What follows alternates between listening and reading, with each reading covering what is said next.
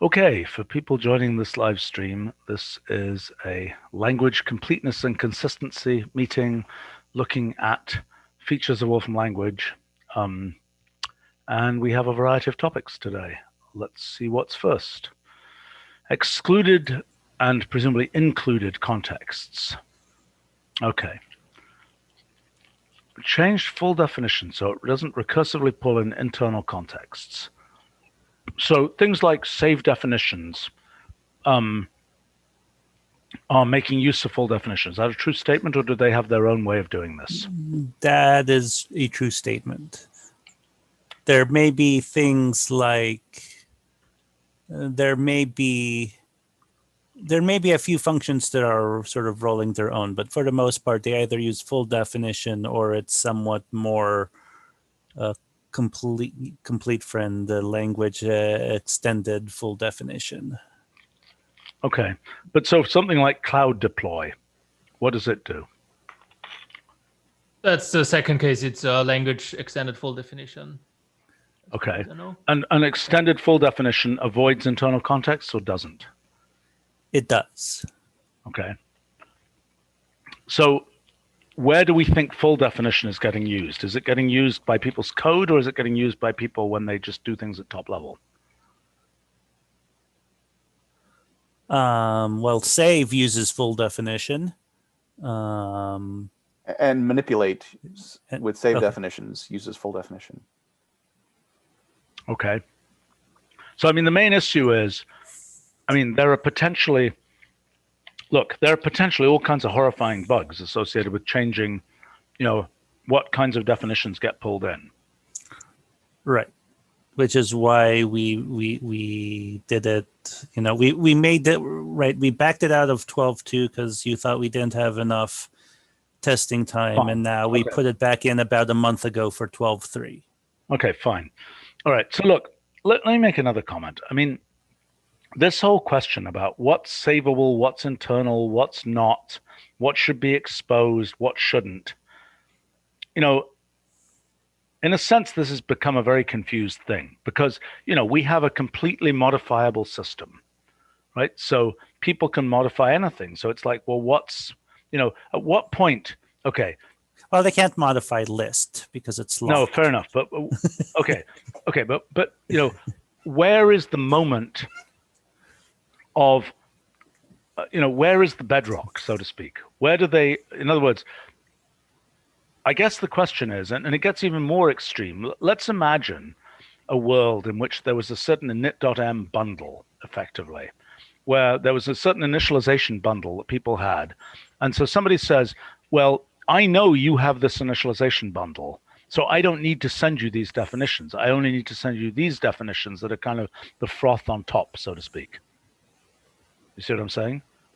I mean, I'm kind of wondering whether there's a way of saying, whether there's a mechanism in the system where we say, okay, initialization is over.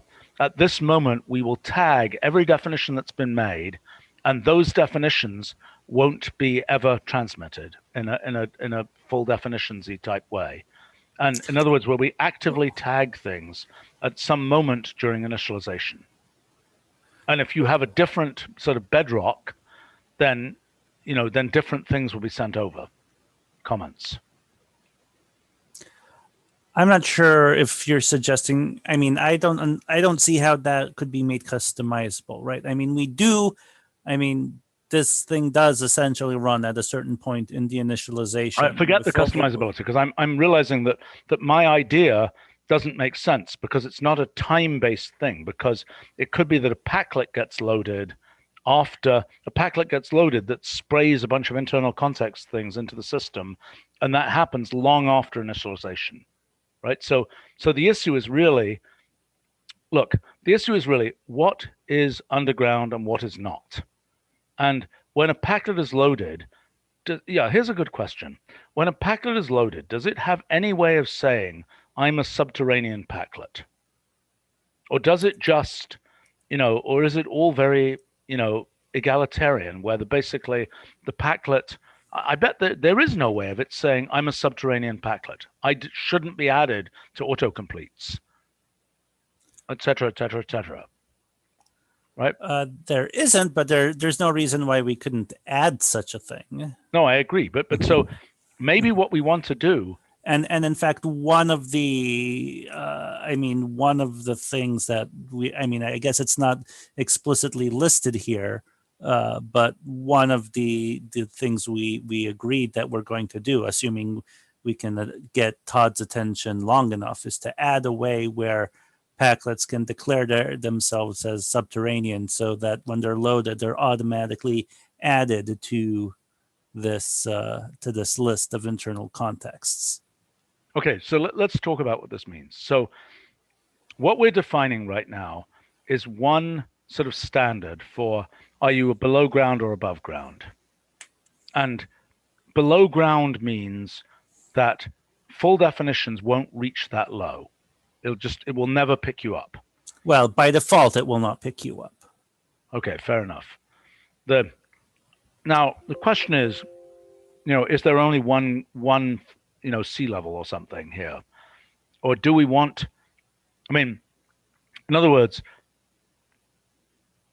yeah. So I mean, you're saying, things which we can reasonably assume will exist or be auto-loaded on any other system of the same version number, any other Wolfram language installation with the same version number, those are things that there's no reason for this full definitions by default to pick up. Correct. Okay, so I would argue,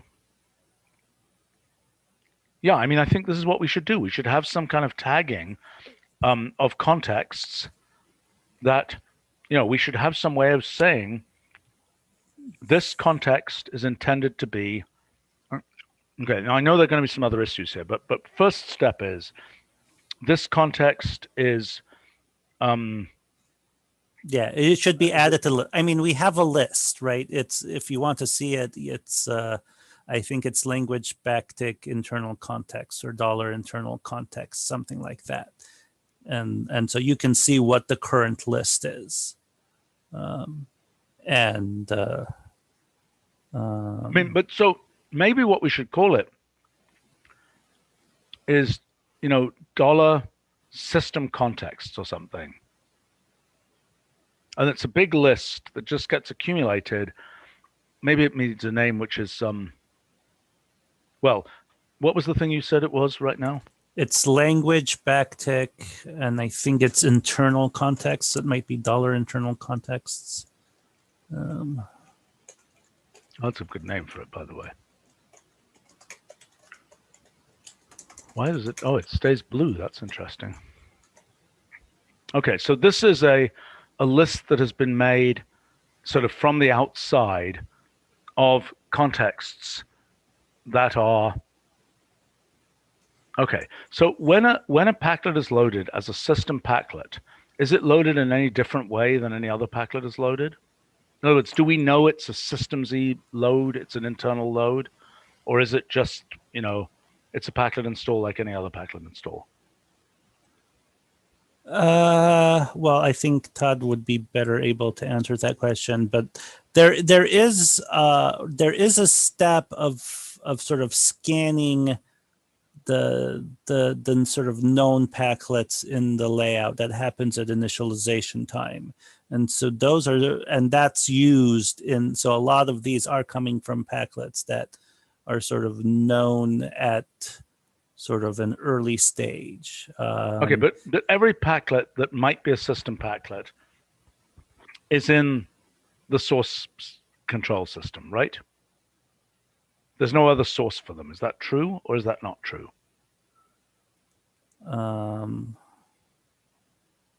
I suppose probably. Oh, actually, that's not true, because there are sometimes we create one-off bug fix packlets that.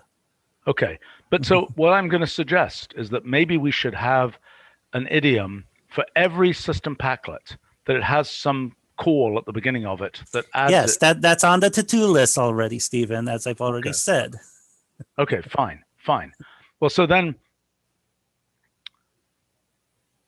what you're saying is that this thing, $ internal contexts, Right. So when you say excluded context goes to automatic, which is the default, then these contexts and their subcontexts are not sucked in. So if you say full definition explicitly of a symbol in this context, then you'll get its definition just like you always would. But if you happen to, use some symbol that happens to reference one of these symbols, it won't be sort of recursively sucked in. In that sense. Okay, well, that sounds pretty good to me. I mean, then how is that going to connect to the autocomplete system, for example? Well, at the present time, it doesn't, although I suppose it could be made. Yeah, because I mean, they are constantly whitelisting, blacklisting, etc. They shouldn't be. They should get their list from this. And that thing that sucks in a new context should send a message to the front end saying, hello, there's a new context. So right now, one of the things on this list is system, which is sort of a question. Okay, we need to talk question. Yeah, we need to talk about that. Okay, so but I want to be clear. This is a way to solve the stupid problem of adding crazy things to the autocompletes. Probably. I'm not willing to commit to that. Okay, fine, but that's what I'm suggesting. So if that isn't the case, somebody can tell me about it in a different meeting. Right. Okay, so let's talk about system. Right, and in particular, I think it's probably worth looking at the example to understand sort of,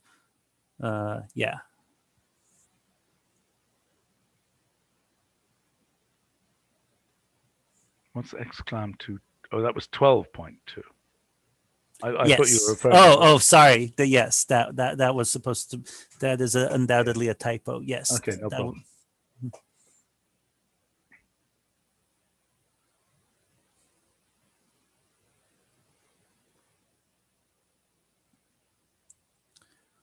What the heck is this? And 12.2 attributes. Oh, the flat of F must be because I had a stray definition of flat, but the rest of it is perfectly accurate because you don't have a definition, right? The first input there isn't a definition for G, it's a definition for derivative of 1 of G, and F references derivative of 1 of G. Right. So the problem here is that those attributes are kind of ugly to see in 12.2 because it's like, well, yeah, of course it has that attribute. That's what it was originally had. So again, This is one of these questions about when, it's like this piece of the down values was part of the, the natural state of things, the bedrock. This piece of the down values, or in this case, what are these, subvalues or something? Attributes. Right? No, this I'm saying here. Well, that is a user defined definition. I know that, but what is it? Is it an up value on G or what is it? No, it's a sub-value on derivative. Okay, fine. All right. So what I'm saying is this: imagine that the down value list or the sub-value list had tagging in it. Right? Imagine that list actually said this was done as part of an initialization packlet. So, for example, this might be set as part of an initialization packlet. Well, that's surely done in the C code. Okay, fine. But then there could be a way in which things that are added to a system context symbol that were, foreign additions, not yet seen, when they're known to be user additions, get tagged in some way in the down value, sub value, up value list. Yeah. See what I'm saying? I see what you're saying. I'm not sure how that is remotely possible. Why? Why? So I'm going to make the suggestion about how it would work. Right, because by the time we've created the list of things, we're already in normal evaluation basically. I mean, we're reading an init.m essentially, but we're in normal evaluation. We're past all of the kernel's initialization stages. And for example, if it's loading, right? Suppose you have an auto load, or suppose you have something defined in startup, right? So that's not known at the time until you start using, right, say you're using grad, right? Right now, if you look at own values of grad, assuming you haven't used it before, right, it has some bizarro own value that tells it to auto load when it's called, right? So right now, after you're already in your interactive session, it doesn't have any down values. It will only have down values after you use it. So how do you expect us to mark the values table? Wait a second. It only has down values after you use it. Okay. Right. And so you're saying those values you don't want to mark as user added. The values, in other words, if I just type grad of, x squared comma x or something, okay? Maybe you need a list around it. Otherwise, it's oh yeah, okay. Right. Yeah. Okay. Anyway, but it doesn't matter. But now the grad is probably auto-loaded, and down the own values of grad is nothing. Correct. Why is it a null list? Oh, its own values. Yeah, right. Okay.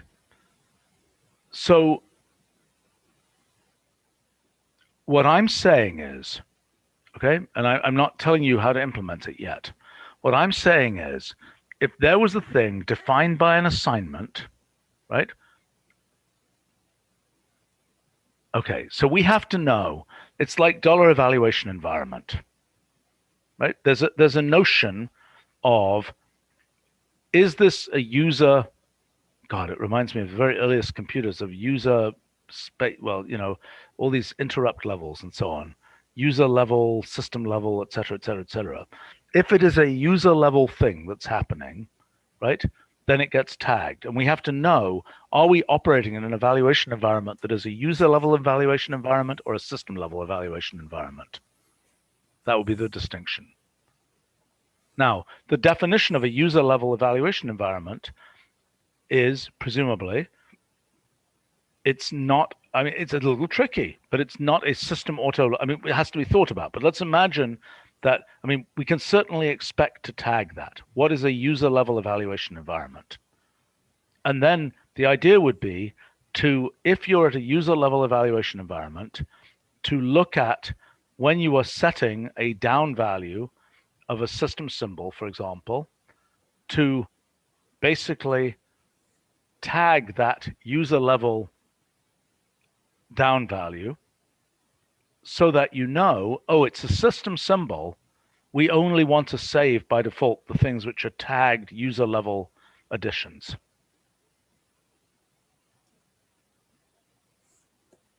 See what I'm saying? Yes. I don't think this is crazy.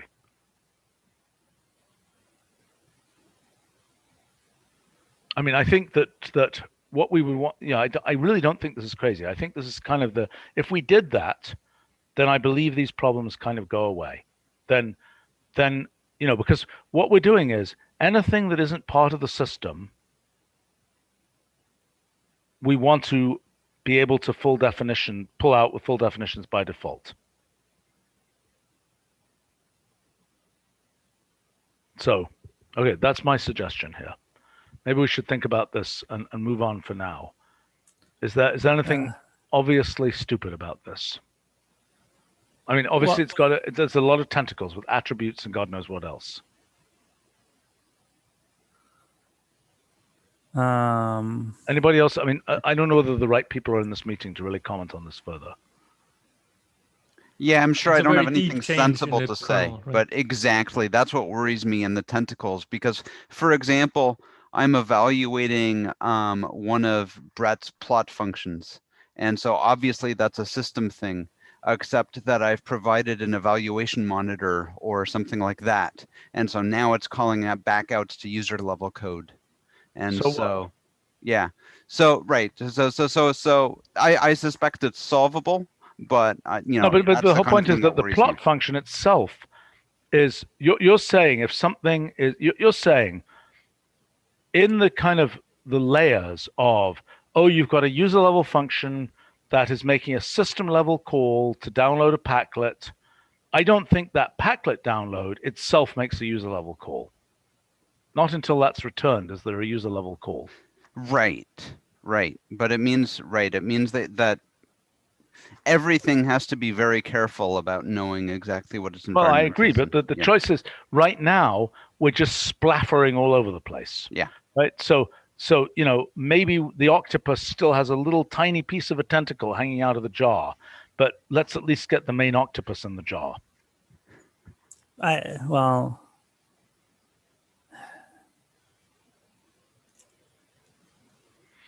I guess my counter to this is, right, we've been using, I guess we haven't had included context, but we've been using excluded context successfully and extended full definition for several versions. And so I don't know why you want to throw away something because I think this is a better solution. I think this is a thing that has been an issue for a long time, and we keep on having different versions of it. We have versions. Let me give you other examples of where this shows up. Autocompletes, stack, showing the stack. This won't help with autocompletes. Yes, it will. Oh no! No. Talking about whether it has system level. No, that won't help. That won't help. I agree. It'll help only in this will do more. The current, this thing which was, which you did approve. It's not like I know. did this out of nowhere. I'm aware. I know. I've just been watching how many different tentacles this thing has, and I think it's time to actually go octopus hunting, so to speak, instead of just trying to patch, put little, masks on different tentacles. I think we got to get the whole octopus and put it in the jar, or whatever you do with octopus. All right. Well, I'm not going to do that. I don't know who you can find to do that, but I'm not going to do that. Okay. Well, let's have the right people in the meeting, and let's figure out what to do. This isn't the right people. Well, it's not the right people.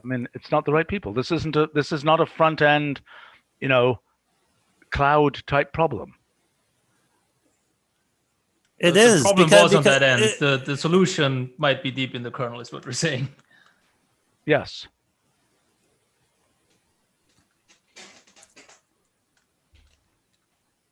Do you think you have another solution? Because I don't think you're going to find another solution. I think by definition, the thing I'm talking about is the only ultimate solution that's going to work. Any other solution is yet another hack. Now, is it the right thing to put in a slightly different hack for a version or two? Perhaps.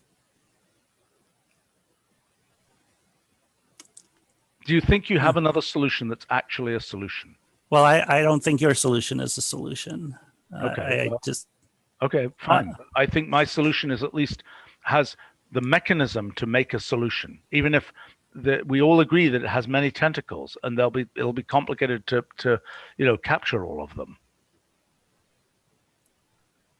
But okay, is there some particular proposal that you have that we should look at, perhaps as an interim solution? Well, it's exactly doing the thing we have been doing for several versions and making it more widely usable, and then the question is really about system. Which is okay, but I'm telling you, system, look. And the thing that you're saying that we've been doing for multiple versions with different contexts is really not that different from what I was saying to do with different contexts. I think those are very similar. It's just a question of how we manage that in the source code and so on. The stuff with system, do you have a solution to that or not? Well, what do you think is the issue with system? Well, that there are things that are being added as subvalues and things like that to system symbols. And there are things that, for example, changing. Right. So the symbols that will be pulled in, right, from system, if we don't consider system, right. So any system symbol which is protected will be ignored because full definition does not pull in things which are protected, irrespective of context. That's how it's been documented, and that's how it's operated since version 1 or 2. Okay, so it's precisely those system symbols which are not protected, which is, derivative, subscript, I suppose dollar assumptions. Okay, my solution is we we don't exclude those because if there's anything non-trivial Yeah, there, okay. it's been added by the user. And Okay, what about $context path?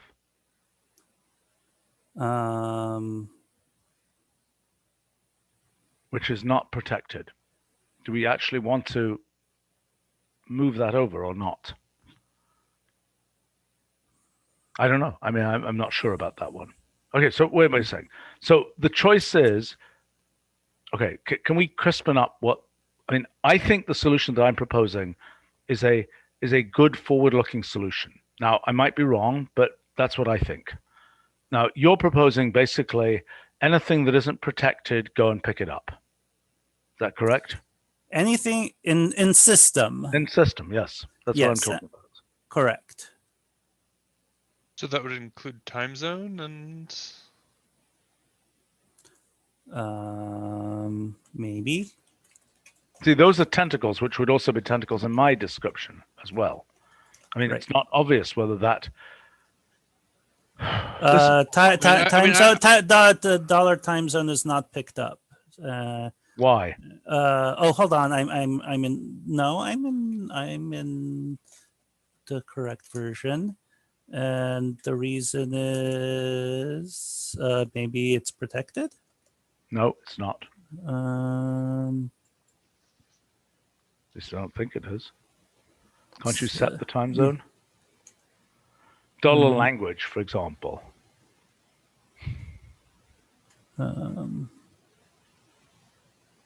I think this is a quite complicated issue, and I think we probably need a larger group of people to talk it through. all right. I think but I think the proposal that I'm making, is anybody here interested in the proposal that I'm making, or is everybody kind of, do we need to find somebody else to champion that proposal? Or do other people, other than Itai, just think it's a bad idea? It seems like a very sort of heavy weapon, in my opinion. I mean, maybe it's necessary, and it doesn't I think it's a seem difficult problem, Jan. crazy. That's the thing. It's a difficult problem. It is a difficult thing to say in a system where everything is modifiable, or lots of things are modifiable, what should we count as being added by the user? Yeah, that's what I'm still wondering. Is there no better way or other way to define what we actually expect to be changed? Well, there's another possibility. If we had another possibility of another attribute, we could have an attribute that says, no, it's not even going to work. I mean, there are things where there is, I don't know it right now, but I bet there are things where some down values are added by the system and some down values are added by the user. Is that correct? Because if that's correct, we're toast here. Like even depends on how exact we want to be, right? If we're saying in that case it would be fine to just send it along still. Yeah, I don't know. I don't know whether that causes trouble. I don't know. Maybe it never causes trouble to send like the attributes of derivative along. I don't know. Maybe we shouldn't worry about it because it doesn't cause trouble. Right. I don't think it causes trouble, right? Because it's just reaffirming what it already has. No, I understand. Which right. means and the real problem we're trying to avoid is when you're going to pick up, 10 megabytes of machine learning down values because one of them wasn't protected and was somehow referenced. Yes. That's a real problem for the cloud, and sort of how Jan sicked me on this problem in the first place. Yep. Right. Ethan observes just to technically whatever the user added and modified. Next topic. Yeah, that's what I've been trying to do here. All right, I think we should look at this proposal of mine more carefully with a larger set of people, figure out what tentacles it has. I know it will have tentacles. Someone like Roman will be a good person to have a think through that proposal, especially since he's worked on initializations type stuff. Okay. Name and scope of imported object. Right. I just don't understand why you have imported object. I mean, it's binary blob with metadata. So I don't understand why it's called important object. The fact that it was imported seems completely irrelevant to the fact. Okay, so here's the idea. Here's the idea. Just like in external evaluate, we have the notion of an external object and an external function. An external object is a thing which is a handle to something completely outside our system, right? It's not really a handle. It's external right, object is a handle. No, yes, it's a handle. It's not It's a handle. It's literally a byte array or several byte arrays of stuff. But it's a pointer. It's a pointer to something in the address space of an external program. No, it's not. Not imported object. I'm sorry, I that wasn't what I was talking about. I just said external object. Oh, external object. Yes. Right. I was trying to give you some context. Okay. External object is a pointer to something in the address space of an external program. Okay. Yep. It is something that we know nothing about. Yep. However, we can pass that thing back to that external program, and it will say, "Thank you very much. I understand this." You see what I'm saying? Yep. Okay. So the idea of imported object is something similar. That is, we got a blob of stuff from a PEM file, let's say. We don't know what it is. Sure we do. We know it's this set of byte arrays. No. In general, we don't know what it is. Okay? In general, we don't know what it means. We don't know what it is. We want some metadata associated with it that says it came from a PEM file. It was this and that and the other. But here it is. It's just a blob. Let me give you an example of something we used to do, which we don't do anymore, which is raw PostScript inside graphics.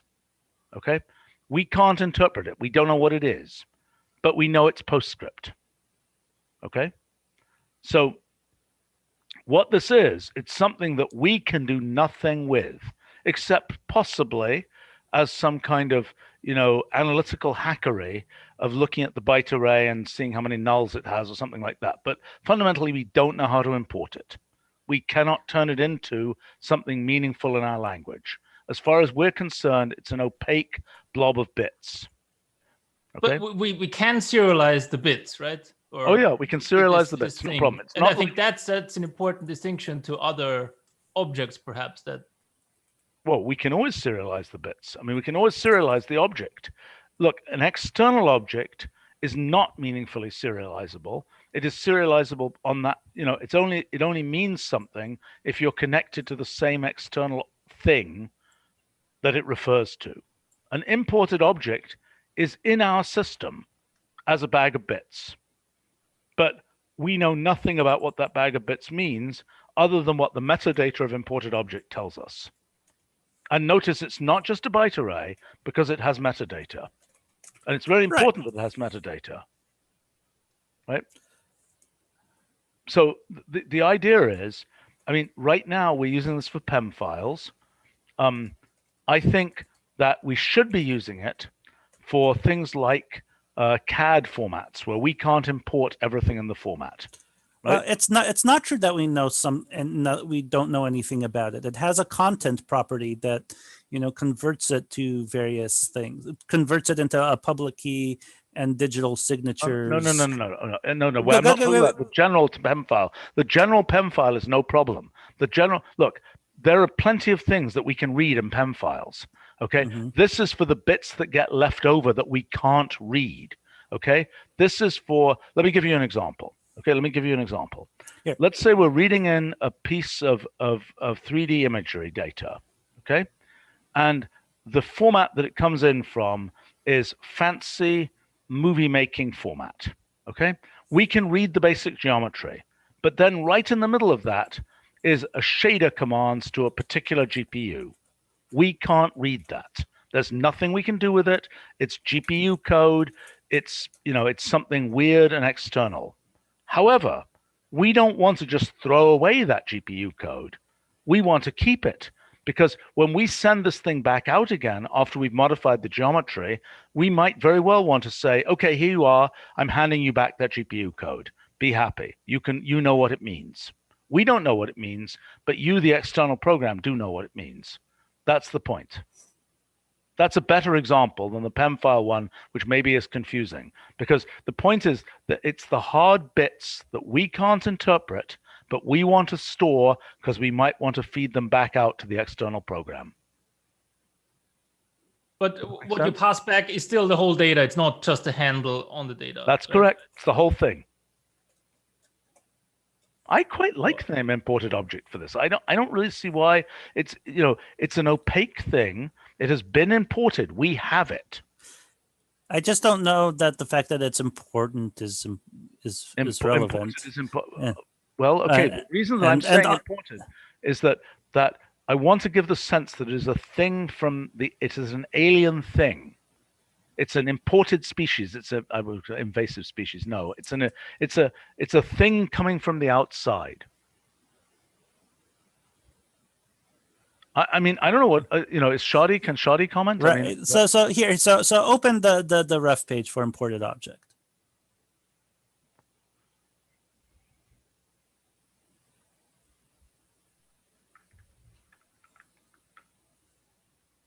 Right, now copy out that blob in the first example.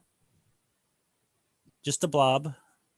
Which just this thing here. Yep. Okay. Right, and evaluate that of content, of the string content.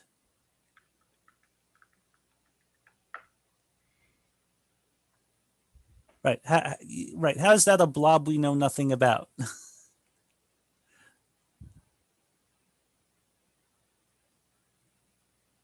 That's kind of dumb. Okay, that's not what this was intended for. Well, this is an extension just for PEM. I guess they decided that they could at least turn this thing into an association, even if we don't want a, fully fledged wrapper for that type of content. There's also a raw content key, which is what this was supposed to be. Raw content is required, content isn't. Okay. Yeah, raw content is just a byte array. Yeah, this is silly. I completely agree with you, Itai. This is silly.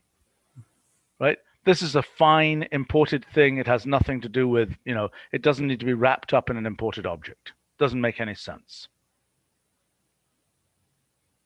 I mean, I'm not certain that this contains all of the contents of the raw content, though. We'd have to ask. Okay, but then it's wrong. Then this is wrong. Then this should be called metadata or something, because calling this content is just silly, right? I mean,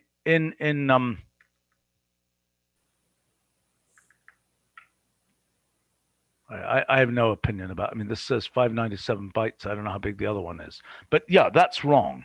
Okay, I can see why you're confused now. Mm-hmm. Okay, what this should be, I don't know what the raw content piece is supposed to be.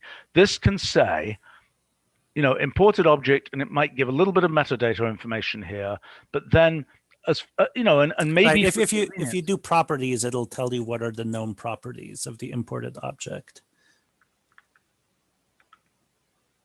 So byte count. So I presume byte count and raw content and probably original format. They're all fine. Are probably required. Yeah, I would say that things like, we could have things like, I don't know, which are essentially metadata, pieces that we are able to see, right? Take my example of the GPU shader, okay? We might be able to say, this is intended for an NVIDIA blah, blah, blah GPU. And we might even be able to say, I don't know, if it's a bunch of byte codes for the NVIDIA device, there's not going to be anything useful we can say about it. But I agree, by the time it's exposable as a bunch of, as a meaningful association, what the heck are we doing packaging up in an imported object? An imported object is intended to be, okay, there may be a different thing. I don't know, do we have anybody who knows specifically about the PEM file case? If we don't have the right people here. Right. Well, it's because that would be Daria who was in the wrong time zone. Okay. Okay. David on our live stream is saying raw content appears to contain the entire PEM file. Yeah, that's the right thing. And Nick is pointing out, would an imported JavaScript from a web page be a good example for an imported object? Yes. Well, Yes, it doesn't contain the entire file. It contains just the chunk of the file that we couldn't import. Fine. Well, that's what, but I mean, again, if we had something that, for instance, makes, that's supposed to turn a web page into a notebook, and there's a piece of the web page that's JavaScript, this will be a good thing to use to represent that. It's something. I'm a little confused. I mean, I think it's good to have that concept, but I still don't understand why it's called an object if it's not a handle, but really the whole thing. Because we're not using object to mean handle in all cases. We've generalized that notion, and it doesn't mean a handle. Yeah, I mean, I think imported data might be a better name, but it's not necessarily data. That will be very confusing. I might be wrong about this, but to me, content almost looks like just a sporadic amount of metadata that we were able to interpret from that chunk of. Well, it could be. In that case, we should say then it's just the wrong property name. Content is the wrong property name. Mm-hmm. Then it should be. But then the question is, if we have this called something like metadata versus some other imported object which just lists a couple of pieces of metadata, like are those metadata keys to the imported object, or are they always going to be in some other sub element like, metadata? Wait a second. So what you're saying is, look, the basic point is, this is interpretable content. That will be the full name probably of what we're currently calling content, would be that part of the content that was interpretable by us. Or interpreted content. Interpreted content would be fine. Yep. And it seems like you want something like comments or another property like that, which is our understanding or our label on this imported object as far as we understand it or we created it. So listen, if one thing is raw content and one thing is interpreted content, see, that's not right, because interpreted content suggests it's the whole of the raw. Well, if we say partial content, partial interpreted content, well, or we could say full or interpretable raw content. Right. Interpretable, I think, is better than interpreted. Right. Interpretable content. That makes it fairly clear. Raw content, interpretable content. That makes it fairly clear it's not the whole thing. Now, and I agree, Shadi, that we need some way, I don't know whether it's called comment or... Comment is a very commonly used name for formats when people want to put free-form information about the file. I think we should have that, but I think we need another thing as well. I think comment is just random pieces of English text. Mm-hmm. Okay, I think we need another thing, which is an association that can contain slightly more structured information. Maybe we call it information rather than calling it metadata, because metadata suggests it's really keyed into the content. We just call it quotes information, and that's an association that has random gunk that is information we were able to forage from this object. That makes sense to me. What I'm wondering at this point is if these keys are standardized, or if formats can just willy-nilly put in whatever they want as a key to imported object. I suspect we're going to want additions to extra keys. I don't see it immediately, but I think it's likely. But alternatively, it would be inside the information association. Then there's a sub key that can give whatever you want. I mean, that's stage one. That will be immediately. I can see that's useful. I have this feeling that we may say, oh, we would like to put in something. There's a case where we want the date, for example, the creation date. Well, which could be thought of as generic. I mean, we could have gradual increase in the generic pieces where creation date is provided for everything, but not everything fills it in. Does that make sense? So we could have slow creep of an increase of the generic ones where formats that just don't know them just say missing, not available. Sean, what do you think? So you're saying every key that gets added would always show up in imported object in the formats that don't implement them are just going to say missing. That sounds yes, that's what I'm. cluttered. No, listen to what I'm saying. Okay, I'm saying that the behavior that for a specialized format, you expect to put it under information, right? There's a subkey of information. Make sense? Okay, so a particular format expects some list of keys that aren't always in an imported object. And so for that format, it will always have that key in its imported object. No, that will have that key inside the information sub-element of its imported object. Okay. Okay.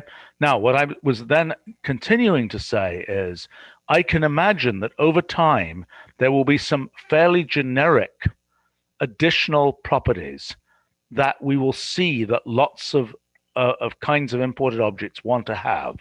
For example, owner, creation date, those kinds of things. Okay? Yep. And I'm just saying, I think we should be open to adding some modest number of those generic things. But we don't need to, because we can always put them under the information, property. See what I'm saying? In other words, yeah, and I think that's a better place for them. Well, okay, fair enough. But I mean, okay, fine. Let's discuss this again when we have 5 or 10 uses of imported object. Sure. Okay. Do we think we've come to a conclusion here that's reasonable? Sure. Anybody? I mean, I think that what we should look at, and Sean, this is kind of for you, is, are there additional places now that we have this pattern? Are there additional places where we've had to kind of import something into some weird byte array where we'd be better off just importing into this? I think Sean needs to come back after, now that he understands what this is supposed to be, go look at places we can use it, and then let's talk about this again when we see those examples. Make sense? Okay. Just one comment, FYI, on the web, this is literally called a blob. That's what you have in JavaScript, basically, to denote some binary data together with a MIME type. So you'd prefer that it be called imported blob? Or just blob? No. Well, you would say that. We could call it the blob and, invoke 50s sci-fi. I think it's not. I mean, blob is...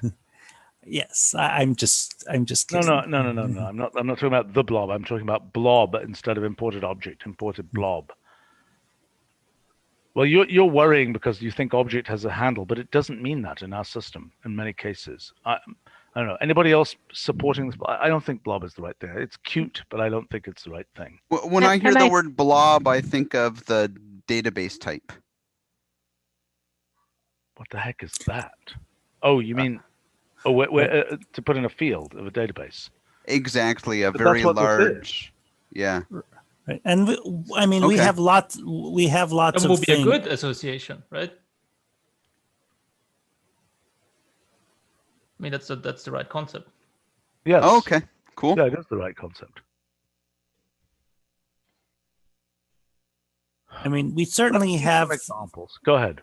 We certainly have, objects which are not pointers, right? Yeah. I'm not worried about that part. Data object, proof object, time object. Yes.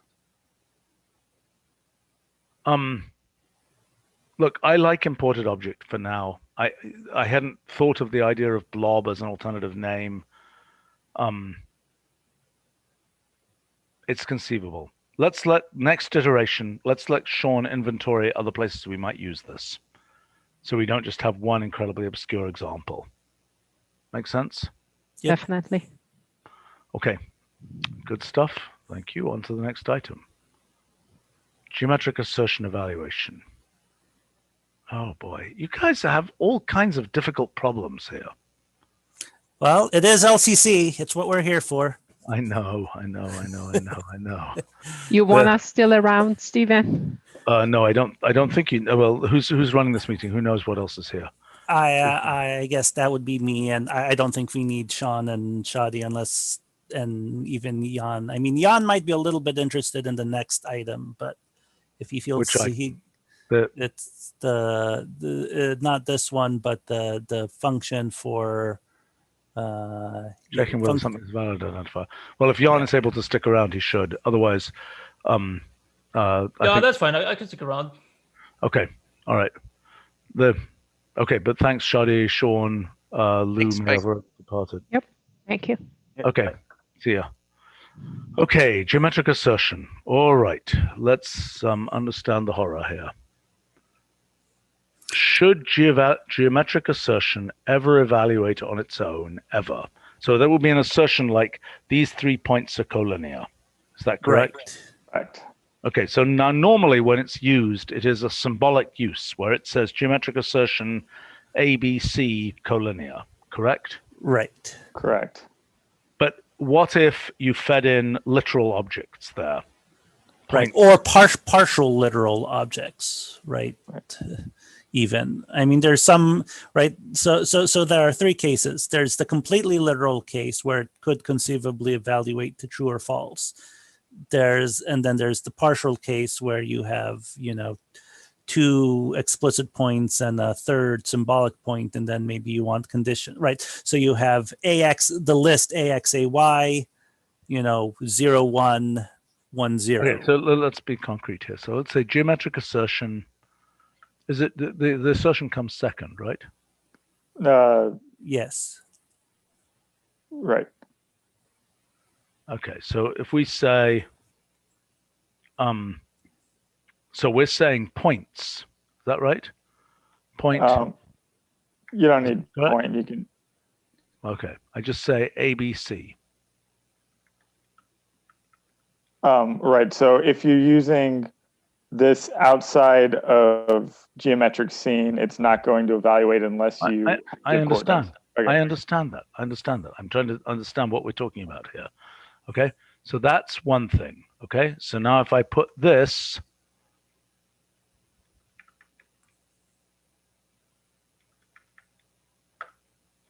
okay, it evaluates. Right. Okay. Which may or may not be a good thing. Okay. Right? Well, okay, so what's the question then? So if I take something like this, in principle, I would love to be able to do a reduce here and be able to essentially solve for what A has to be so that this is true. So if you put in A comma B, so you actually make it coordinates, then it works. I'm sorry, what do you mean? A comma B as in here, A, B? Yes. And right. Well, which seems like again, it will get ambiguous somewhere between an identifier because you haven't scoped the identifiers here. It's not inside a geometric scene where you're declaring ABC are local identifiers. Right. So that must be ambiguous somewhere. Or isn't it? Because you don't have things in lists. There aren't cases where there can be both a single object A and a list AB. I think there are, Ian. Aren't there? I'm pretty sure there would be a bad use of things. I guess I might be misinterpreting your question, but outside of geometric scene, if anywhere there is just a symbolic point, so not a list of coordinates, then it does not evaluate. I understand. But what Stephen means is you're inside the geometric scene, you have a point A and a radius A. Can you reuse the same symbol in multiple contexts? Well, no, because no. But are there assertions where it might be, and you just have A? Is it ambiguous whether that's a point or a coordinate? And I think the answer to that is yes. Yes, but that's why you declare things in geometric scenes. I know, but you don't declare them in naked geometric assertion. That's the point. Right, which is why I think this auto evaluation is problematic. That's what I would suspect too, based on that. In other words, if you've scoped it and you've said, these are symbolic things, well, at least we know what to expect. Now, the fact is, that some of these operations, like collinearity, it'd be really nice to be able to have that as something that wasn't as decorated as this whole geometric scene thing. Right, and I think collinear points, collinear points. Right. So the most important ones are in fact becoming sort of okay, fine. Their right, own. So in that case, what does this do?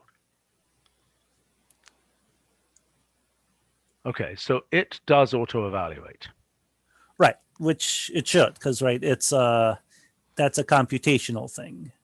I presume if you gave it just an A, it would just sit there. But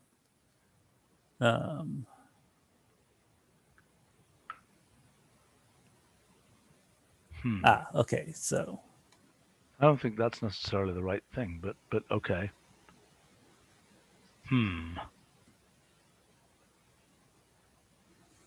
I mean, it could say x equals, it could do a whole reduce-like dance. Okay, so my comment is, I agree with you. I don't think geometric assertion should evaluate. I think that whether it is resolve, reduce, or what that evaluates it is not obvious to me. Right, and if you see the bullet points, it's sort of not. Sorry, Adam. Let me just make the point that it's not obvious to us either, as illustrated by my little bullet point. But Adam, go ahead and say what you had to say. Okay, so what I had to say now I think it should be refine, actually. So refine is the place where you can add assumptions and it evaluates to something. So then you specify whether you want A and B to be a real number or a vector or whatever. Then if you give enough assumptions, then it will be able to give an explicit condition for the geometric assertion. I mean, it's not the most. I quickly forget about the function refine, but I'm not. Yeah, I mean.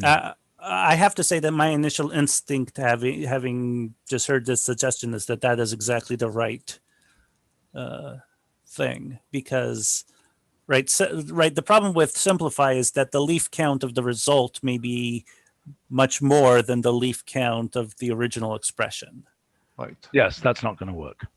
So, I mean, simplify could be used, but we could support those kinds of transformations in simplify, but there's no guarantee you'll get the thing you want out. Correct. So look, my gut instinct is don't have it auto-evaluate. Have some function, and refine may be the right one that does it, but make things like simplify aware of it. Now, why is reduce inappropriate for this? Well, it could use it, but it's doing much more than you might want to. Okay, well, fine. So refine is the refined version, and reduce is the kind of right. Giant. Yeah. The heavy machinery. Right. Yeah. I mean, the only drawback to reduce is if you just want to convert it to, an equation. Well, reduce will convert it to equation and then do a lot of work to super simplify that equation, which may not be what you want to spend your time on. Solve it, and if it can get quite complicated quite easily. The equations you are getting from geometric assertion. So reduce may just go off and never return. Nick asks the reasonable question, why is this the same function? Why is geometric assertion the same thing as the answer the question version? Why isn't it like geometric query?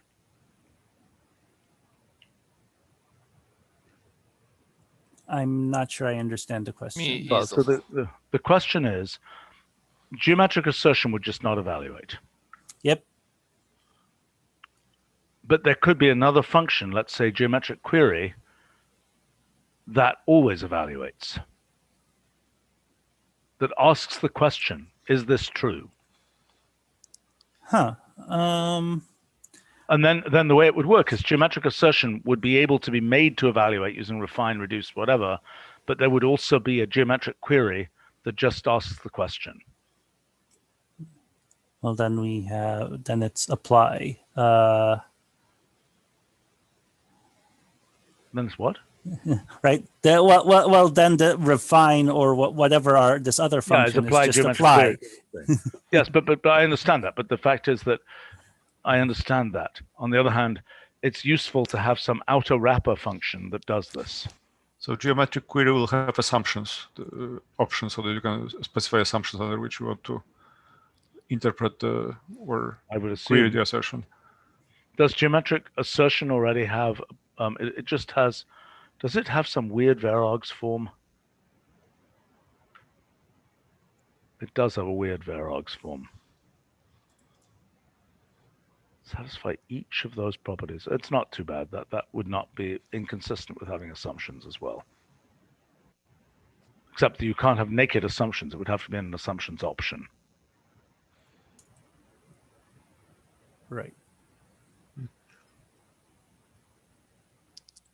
It's a little weird that we have those properties as a Verogs sequence. Yeah, I noticed that a couple of months ago when I was working with Ian to clean up the documentation, and I'm like, I never, I didn't quite understand that. Yeah, and the reason you need it, right, is because a property can itself be a list if it takes parameters. Right.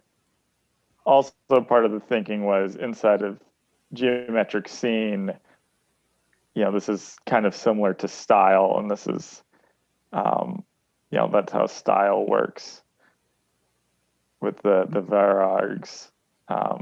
Yes. Okay. You have one object and multiple styles that you apply to it. Okay, so look, if we think this is going to be a common thing to do, we should probably think about this geometric query thing. If we think this is an obscure case, in other words, if what we think is we're going to have things like collinear points, et cetera, that we're gradually going to expose in functions all of the non-trivial functionality here, then we should just let it be geometric assertion and use things like refine. If, on the other hand, we think we're going to leave in the geometric assertion world a bunch of things which are,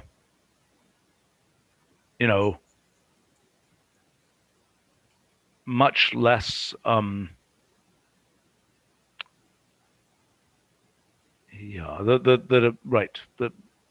this type where we're not going to promote them, then I think we should have geometric query. So what do you guys think? How many properties are there here? There are quite a number. Yeah, and we're not going to have equilateral triangle queue, I don't think. Right. Right. Or even regular polygon queue, presumably. Yeah. I mean, we have regular polygon, which is a representation. Transformation is a wrapper around several different transformations. Why is that? Right. I mean, one thing I think you and our viewers should be aware of is, right, we have a version of this with inside of geometric scene. So if you construct a complicated geometric scene, or even a simple one, there's now a new property that you can extract from it, which is algebraic formulation, which will take all of the properties you have in there and turn them into a formula. Right. I understand. I mean, geometric query might suggest that you're actually going to get an answer, but it's okay if you get something like A == B, which is not yet resolved. It's a symbolic answer, so to speak. Yep. All right. I mean, I'm liking Nick's suggestion of a geometric query.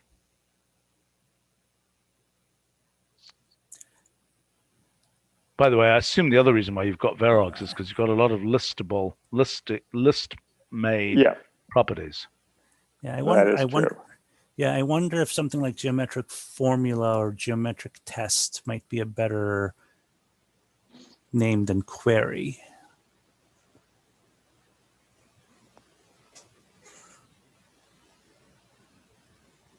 I kind of like query. It's kind of asking it. Well, maybe I'm wrong, but I mean, other use of query is something. Oh, geometric condition. It will give you the condition. No, because a lot of times it's going to answer true and false. It's the whole point. I mean, most of the time, people use this and they want to know, is this an equilateral triangle? Boom. They're I not also- saying, give me an algebraic condition for it being an equilateral triangle. Another good thing about query is it doesn't suggest that you should use this inside of geometric scene. So like geometric point. condition, you would think this is a condition we can put inside geometric scene, like Exactly. geometric assertion. But I think this is a winner. Okay. also, just to be clear, since I'll be implementing this, we still do want refine of geometric assertion to evaluate. I think so. And Okay. and then reduce and simplify and everything. I mean, it should basically be a thing that this is an unevaluated form that our various, it can be considered a symbolic object that can be manipulated by our symbolic transformation functions. Okay, so do it for all of them. I think so.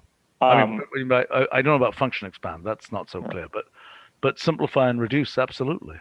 Okay, and then I'm assuming if I plug this into simplify, you would actually want simplify to run on the on whatever algebraic formulation it spits out.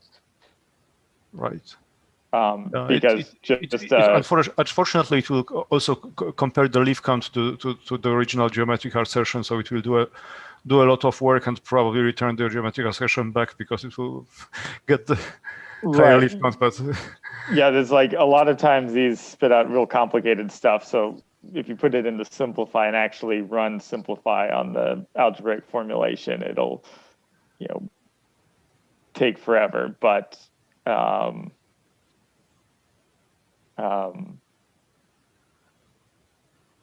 but I think that the main thing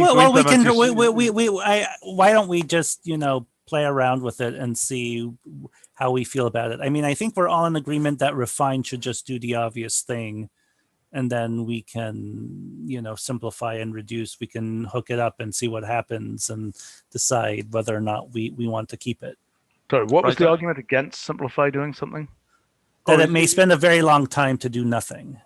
Well, okay. Talking about the spend a long time to do nothing, I mean, we need to talk about using parallel evaluation for simplify, which simplify is not currently doing, right? It's not, if you have multiple cores, it's not currently using them. Is that correct? No. Well, we should be using parallel try and so on. And we should have, this is another topic, we should have an option that it's not right, but except right, it's right, you're going down lots and lots of possible paths. It's not clear that where you'll how to distribute and collect the work. Absolutely, you don't know, but right, that's why parallel try is the right thing. Right, should it start the subkernels like automatically? Yes, that's what I'm thinking. I think there should be an option that causes it to do that. Yeah, I mean, that's going to be tricky though. If now we return to the first topic in today's meeting, because if the expression involves lots of has dependencies that are have tentacles throughout the system, then you're asking to distribute a lot of definitions. Okay, so let me tell you something. I do this all the time. I have about 100 cores. I'm doing tons of work that involves parallelization. Okay. Occasionally it blows up in my face, but usually it doesn't. Okay. In other words, it is a, for something like simplifying an algebraic expression, by the time the algebraic expression you're simplifying is so complicated, you can't even distribute it to the different cores. You lost the game. Right. Yeah, I mean, right. The bigger concern is that it must either be off by default or it must be easy to make off by default. I agree. It should probably be off by default. Probably be off by default. But I think the important thing is that it should be doable, because if you've got a big, complicated, beefy machine or network of machines, it's really a useful thing to be able to do. Yep. So. And there's no way to do it as a user, right? I mean, the user can't get inside and do that. Right. I mean, I guess the first step would be to support parallelize of simplify, and then we Possibly, can talk about options from there. Like the old compiled option in plot, right? This would be parallelized arrow true or false.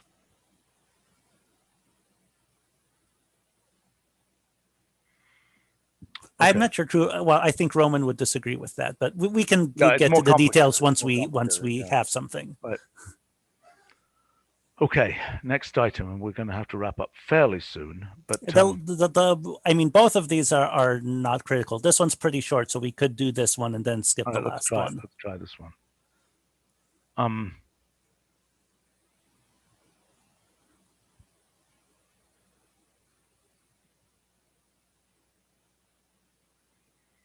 Yeah, is it a possible identifier? Well, Right. It's a reasonable function to have. Yeah. So right. So I think this is maybe from the user, but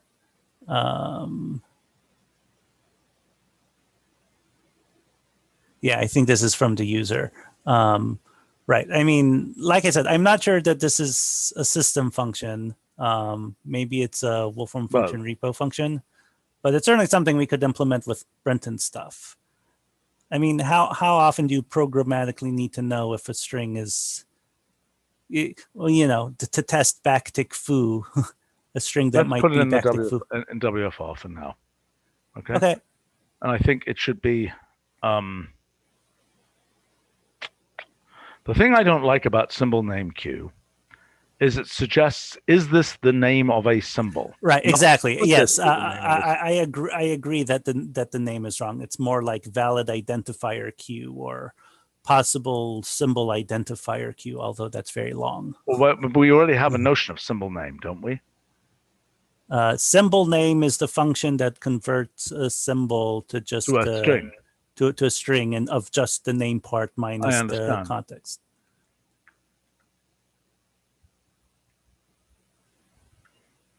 Right, it should be a symbol. Right, and if you put a backtick in the middle of that, it would give you just what's after the backtick. I see.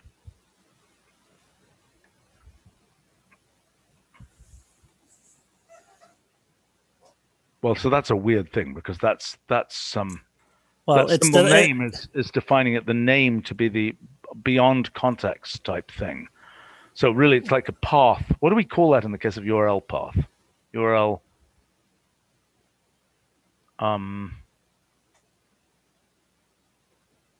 Jan, still here? What is that? I don't know. Yeah, right.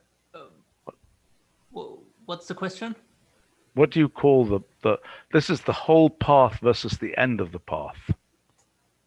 I would call that the trailing path, I guess. But.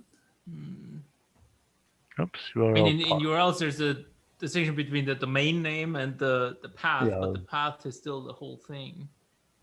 Okay, whatever. So it's not clear what this right, is. But it's more like in file names, we have what is it? File. There's file base name and then file name take and so on. Right. So there's right, but I mean the identity that we have, which we've had since V1, I think, right, is that basically the context of symbol union string join symbol name of symbol is the. Look, why don't we just have a WFR function, valid symbol identifier queue? Okay. And see whether that comes up for promotion later. Okay.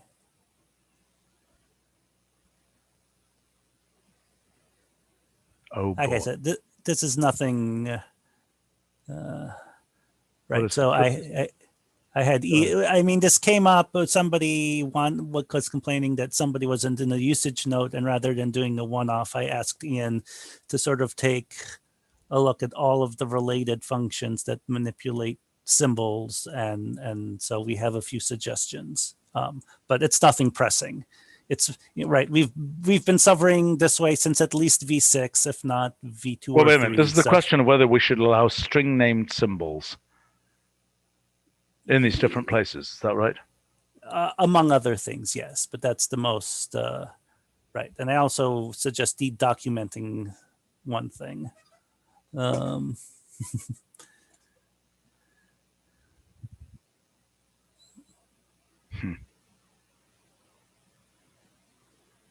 Yeah.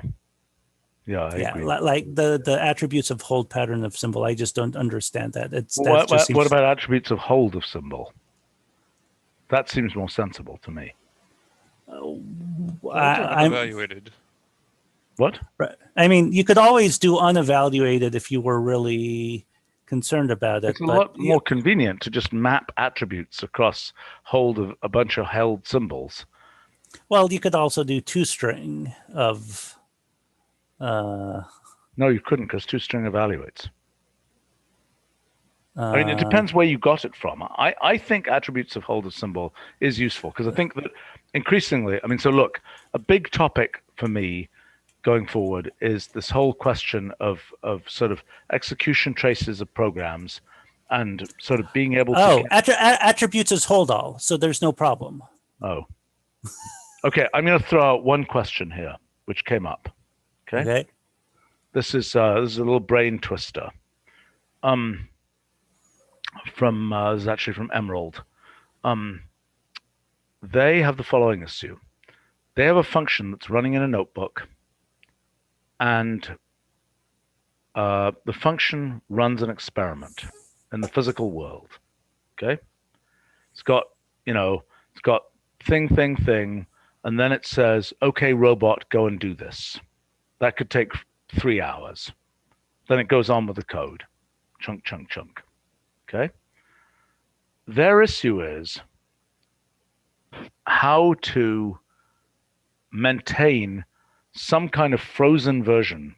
Okay, what they want to do is to like freeze the notebook at the point where it's blocked running the experiment. They want to take this notebook that is in a sense running, it's in the middle of execution, freeze it, be able to store it somewhere, and rehydrate it when that experiment is finished, or be able to have somebody go fetch a rehydrated version when the experiment is finished.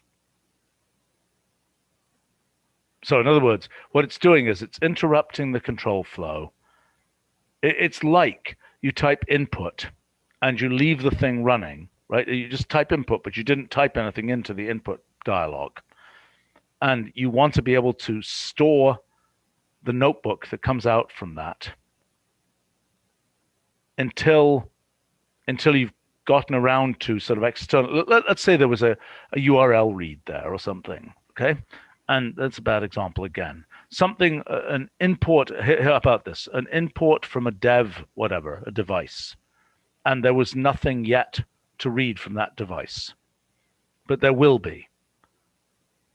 Do you understand the issue? Do you understand the framing of the problem? Not really. So like basically you want to freeze the kernel state and put it in like version control or something for an arbitrary amount of time and then pull it back out and pick up where you left off? Kind of, yes. Let's try this again. I think I should try to understand what this is, because this is it's an interesting, I'm just sort of early stage thinking about this problem. Okay, so here's the thing. All right, so we say, let's say we have a function, we have something which says, F semicolon, G semicolon, run experiment, H, I, okay? Mm-hmm. Okay, run experiment tells a robot to go off and do something. It takes 3 hours. Mm-hmm. Okay? So the problem is to think about what do we do in that case. So we want this notebook. So one possibility is that this notebook, it's like for example, if you were running this in a shell or something, you could say, what is it, Control Z or something? What is the thing that puts it in the background, makes it what do you call that? Well, you could. I mean, if the note, right? I mean, if I understand now what they're saying, right? Couldn't the first step of run experiment be, notebook, right? Save the name of the current notebook, notebook close that notebook, and then the last step is notebook open of the path to no, the because notebook. it isn't in the right state. It's not in the state where it's then going to evaluate H and then I. I mean, maybe we're thinking about it wrong, because maybe the way that this has to work is that this is, I mean, it's like. Yeah, maybe. I think we would need John in this conversation. But No, it's but I'm not not even sure this just will a look notebook question, right? Maybe it's even mostly kernel question. I think it's how Yes. do you, because it's not the same kernel that keeps running all the time. That's the issue. Oh, Right. It's going to be and- rehydrated, maybe on a different machine even. Right. So what like I this said is, with Emerald, it's very similar to ask function, and that they have the same problem there, that you go to that function, to that form, fill parts in, and then it asks you for more input, and it has to go back and continue where it left off. how does that work though with ask function? I mean, it's also a total hack, I think. Carlo, I think, implemented that. It basically redoes the whole thing, but it remembered that certain things were already filled in. So it kind of Right. That's a key idea, I think, that to redo it, knowing that the experiment was already done. You see what I'm saying? So rather than thinking I'm going to freeze this, it's like, no, it's okay. You can just rerun it. Because the other stuff is stateless, you can rerun it. But this time through, it knows that the experiment is already run and gives you the result. That seems a lot more sensible. Assuming that the other stuff is all deterministic and that it's kind of cheap to do it again, I think that can work. Well, what's the alternative? I mean, the alternative... I mean, the alternative is like using post and, storing stuff in the initialization option of the notebook or something. That's really horrifying. But I mean, the question is, what is the general case of what we're seeing here? Okay, that's what I'm asking. Is this an example of a pattern that, go off and do something, and then just, I mean, or see, I'm trying to understand, is this like some asynchronous task? For example, let's say you ran through this. It's got to exit. It's got to not run H and I at this point. It's got to say, I've got to this run experiment. Now I have to stop. This is not nice. A nice problem. I mean, so it could be, oh, you don't know how long the experiment is going to take. Maybe it only takes 5 minutes. You're just going to leave that notebook up. But what if it doesn't? What if it takes 3 hours?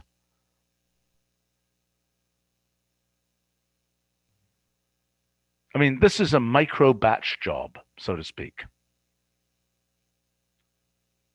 We understand sort of fire and forget batch jobs. That is, you're taking the whole function and you're running it as a cloud submit or whatever else, right? And it just does its thing and it tells you when it's done. This is something where you're interspersing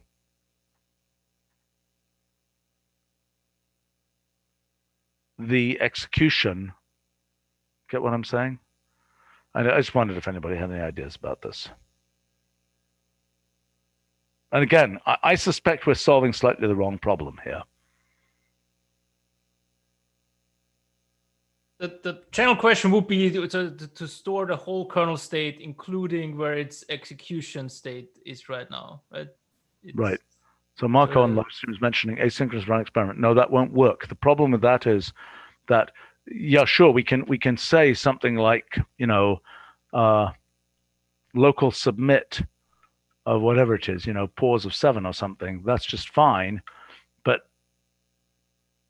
okay, it'll make a task object, but then it will simply go on execution here. After that local submit, this would just continue the execution there. Now, I do think we could absolutely have some wrapper around this. Let's see, how would this work? It's a bit like continuation passing style in computer science, I feel like. Yes, it is. But I mean, that kind of thing,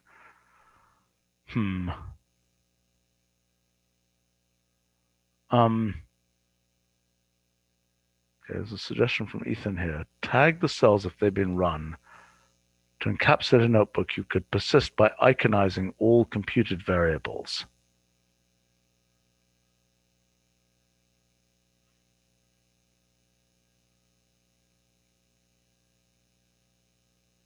I see what you're saying. So in other words, if something has been successfully computed, you include the output. The problem is, if F and G don't have side effects, that's all good. If they have side effects, it's much messier. If they have side effects, I suspect that you're largely dead in the water. Almost, regardless of what approach you take. Yes. Sandra's Or it comes back to our first topic in the meeting on how to store definitions for things. Yes. And right. Well, that would be my kind of define the current watermark, so to speak. If you've already done this and you restart, and this is where you're going on from.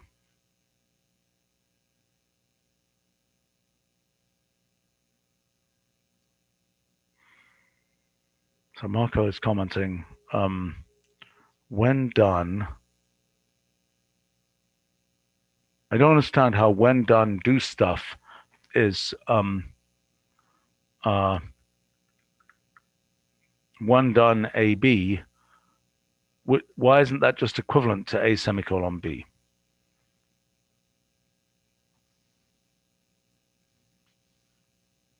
Yeah, the problem here is not knowing when the experiment has been done. The experiment can be run as an asynchronous task. That's fine. The difficulty is the control flow. I mean, this is the thing. I don't think it's completely well defined what has to happen here. It's like you're running the notebook, and even if you close the notebook, it's still, quotes, running in the background. And if you reopen the notebook, it somehow comes back to life. What does that mean? That's what it really is. It's like what is it? Is it Control Z? I haven't done it for such a long time. That background's a job, like the ampersand at the end of a Unix shell script command. You understand what I'm talking about? Yeah, I think that's Control Z. Right. Control C, and then that stops it. Then you need BG to release it into the background. Right. But it's running in the background, but can't you then pull it into the foreground again? FG. Okay. They really dug deep in those early days of Unix. For what? Right. You background it with BG and you bring it into the foreground with FG. Yeah, right.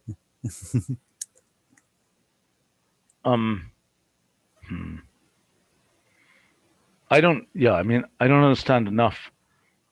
Can you just, Jan or somebody else, describe JavaScript promises? It is to do something asynchronous. The problem there is that there's no blocking mechanism in JavaScript, and I mean that's also a feature in a sense. So if anything asynchronous happens, like fetching a URL request, you want to be able to say what happens when that comes back. And for a long time, that used to happen just through callbacks. You give it a function that's executed eventually. But a nicer way to write that is to have sort of a general agreed upon concept to deal with the promise thing. So you can say, you call a function that returns a promise, and then on that promise you say it has a then method, and you say, and there you specify the callback, and then you can chain them and right. Okay, so the concept is, in our task objects, a task object right now, we just query it and say, are you done? What that would be saying is that it calls back in and automatically runs a piece of code when it's finished. Right? Somebody's typing, we're hearing. Typing. I mean, is that correct? Is that the analogous thing? And I think you can do that with task objects, but it's not a common pattern. Right. So in other words, Yeah, it's certainly not so common in languages like here, where you have a way to block things anyway, and so yeah. And No, but but also I think it's a different problem. It's not the whole thing that's needed here. No, it's not. But it's an interesting mechanism anyway. That, you know, the question is, see, the problem is what happens if the process that initiated the task object has gone away? How does it run? Where does it run? Could you please mute yourself if you're typing? How does it that is a problem. Yeah, we thought about that at some point. Like you fire up the task, and then you restart your kernel. Can you connect back to the task somehow, or how should that work? Well, right, but no, but can the task connect back to the caller? That's the issue. The caller, what we do with our tasks is, it's a task, goodbye. You can query the task, et cetera, et cetera, et cetera. You can do a task wait if you want to block on the task within a process.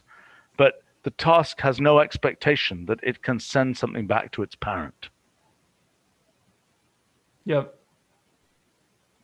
Anyway, okay, we'll just have to keep grinding on this. I'm pretty sure that the frontal assault is not correct.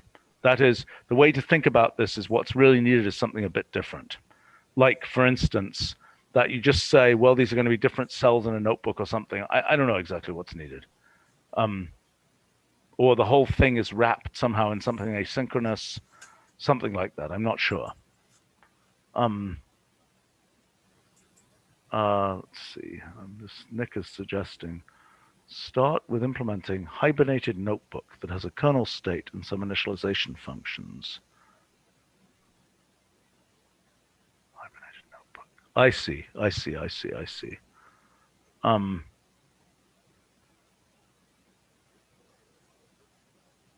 And Will is suggesting that the way of thinking about a promise is it's a container for a value that doesn't yet exist.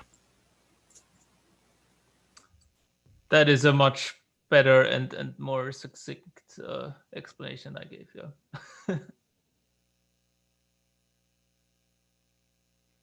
That's something we could have. That's interesting. So, I mean, that would simply be an object whose value, like date or something, changes, or dynamic for that matter. I mean, dynamic, in a sense, already has done that for 25 years or something.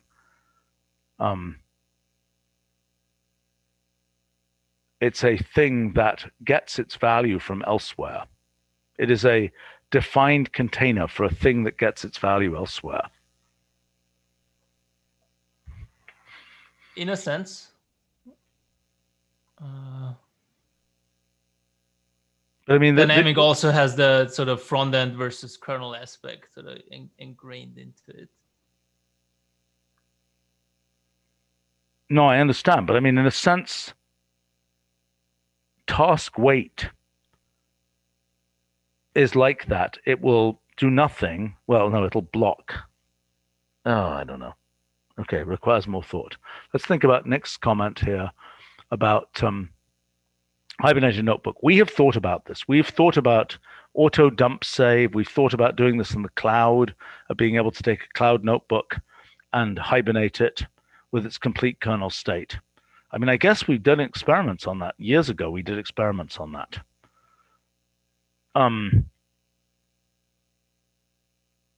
It's not a completely silly thing to think about. To be able, and it also relates to that first topic we were talking about full definitions. I mean, in other words, if you can save your complete session and then include it in the notebook and then rehydrate from that, that's an interesting possibility. We should talk about that case. We should talk about that. That's an interesting thing that we've thought about at different times over the years. We talked about it for the cloud. Jan, do you? I mean, I'm kind of thinking that might even have been amazingly before your time that we talked about that seriously. It was before I was, overseeing the whole thing, so I wasn't directly involved in that. So, but I think it was Konstantin who ran this I experiment. think that might be right. Maybe we should get a report on what actually happened there. I think it wasn't. I think the problem was that the idea was, what if somebody walked away from their cloud notebook and came back the next day and wanted to start typing again? If we don't want to leave a kernel allocated to that person for a day, a week, a year, so to speak. But we solved that problem in other ways, and we also decided it wasn't that important a problem to solve. But that will be the mechanism: is to dump save the kernel. Can we put that on? I guess probably is it an ECE meeting agenda to talk about that? Okay, we got a couple more comments in, then we should wrap this up. Marco, terminating condition of task on close. Have some function when done. Yeah, the problem is, where do you run the terminating condition? That's the difficulty. I see, when done.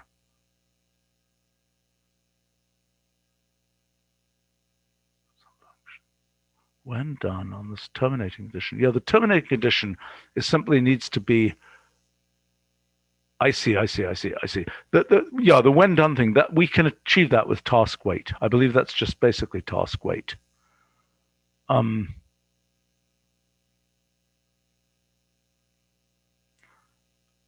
Ethan is saying the main issue is lost progress and state from crashes or missing inputs. Caching the progress of how far it got is what people want.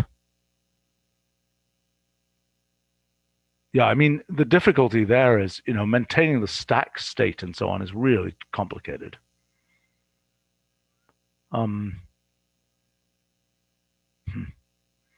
Yeah. Kobev observes frozen sequence and the outcome it generates the same external calling. Yeah, I mean, this is complicated. It's a complicated mess. All right, I just wanted to raise this. We're getting a few thoughts here, but let's talk about hibernated kernels another time. Okay, anything else for right now? Nope. Okay, thanks everybody. Thanks to folks on the live stream.